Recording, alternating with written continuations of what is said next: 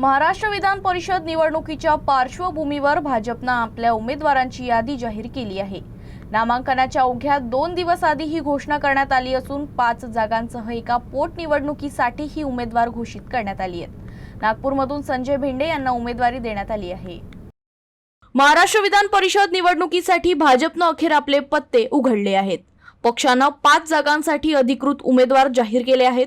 जाहीर करण्यात आलेल्या यादीत संजय भेंडे, सुनील कजरतकर, विवेक कोल्हे, प्रमोद जठार आणि माधवी नाईक यांना उमेदवारी देण्यात आली आहे।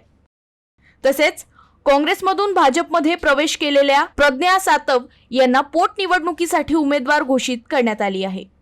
दरम्यान राज्यात एकूण 10 जागांसाठी निवडणूक होत असून महायुती 9 जागांवर तर महाविकास आघाडी 1 जागेवर निवडणूक लढणार आहे। भाजपने उमेदवार जाहीर केले असले तरीही शिवसेना आणि राष्ट्रवादी काँग्रेसने अद्याप आपली भूमिका स्पष्ट केलेली नाही। महाविकास आघाडीच्या वतीने उद्धव ठाकरे निवडणूक लढण्याची शक्यता वर्तवली जात आहे। विधानसभेतील सध्याच्या संख्याबळाचा विचार करता महायुतीच्या उमेदवारांच्या विजयाची शक्यता अधिक मानली जात आहे।